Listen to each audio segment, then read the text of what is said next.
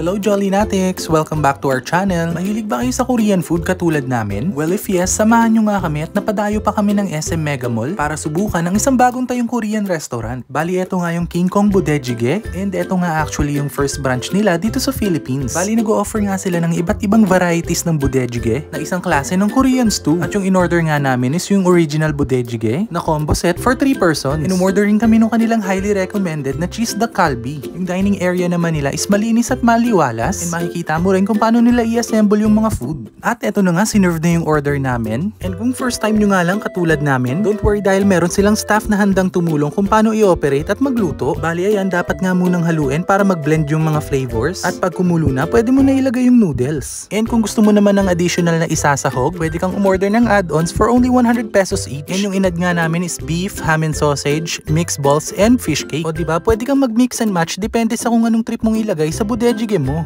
And after nga ng mga 3 minutes, ready to serve at kainan time na. Malasa yung mismong broth at hindi masyado maanghang. And quality rin talaga yung mga meats na ginamit. Next naman is yung kanilang beef duck galbi. And yes, mozzarella cheese po yung nasa ibabaw. For me, ito yung pinaka nagustuhan ko sa mga in-order namin. And uunahan ko na kayo, maanghang po siya but in a good way. Alam mo yung tipo ng anghang na you keep coming for more. And talaga naman nagpapalinamnam dito yung mozzarella cheese. And this is really highly recommended. Meron din nga pala sila ditong iba't ibang Korean food. Bali yung set na in-order namin, may kasama ng 3 Korean food pero kung bitin kayo, pwede kayong mag-add-on for only 200 pesos each. Bali meron nga pala sila ditong japchae na to be honest, isa sa pinakamalasang japchae na natikman ko. Meron din sila ditong fried seaweed roll na glass noodles na binalot sa seaweed tapos dinip fry. Okay din yung lasa, pati na rin yung texture. Ito naman yung kanilang squid gobaru. Basically para siyang calamares na strips lang yung pagkakahiwa. Next is yung kanilang spicy mandu na talaga naman dapat yung masubukan. Crunchy on the outside, siksik sa feeling at malalasahan mo talaga yung herbs and chives. Next naman is yung kanilang dak gangjong. Masarap nga rin to at para siyang chicken poppers na glinaze sa sweet and spicy sauce. Yung kanilang tteokbokki naman is the usual na sinaserve sa mga Korean restaurant. E napansin ko nga dito is ang thick ng sauce but it's a good thing. Ito naman yung spicy tteokbokkyum na hindi naman siya ganun kaanghang, malasa at malambot yung mismong karne. Pero meron din naman silang non-spicy version na parang stir-fry yung lasa. And kung katulad nga namin kayo na may mga kasamang bata, meron sila ditong fried chicken strips na talagang may enjoy nila dahil parang kumakain ka lang ng chicken nuggets. And pwede nga rin sa kids tong beef bulgogi. Manamis-namis, masarap at malambot yung mismong beef. And to be honest, panalo talaga halos lahat ng Korean food nila dito, Jolly Natics. And meron nga rin pala sila ditong kids meal na ang cute ng pagkaka-present dahil parang nasa airplane na plate. Bali yung pinaka-unlimited nga pala nila dito is yung kanilang mga side dishes, rice, yung mismong refill ng stew or broth, at yung kanilang noodles that comes in 2 different flavors. Merong black bean which is yung kulay orange at yung chlorella which is yung kulay green. And kung katulad nga namin kayo na nagtanong din kung anong ibig sabihin ng Budae-jjigae, Budae means army or military base, and yung jjigae naman is sabaw or stew, kaya naman i-translate to army stew or army base stew. And nag-originate nga daw to during the Korean War kung saan ginamit nga ng mga Korean soldiers yung mga bigay na delata ng US soldiers which is now they called Budae-jjigae. O diba, bukod sa food trip, meron pa tayong History 101. Saan nga pa?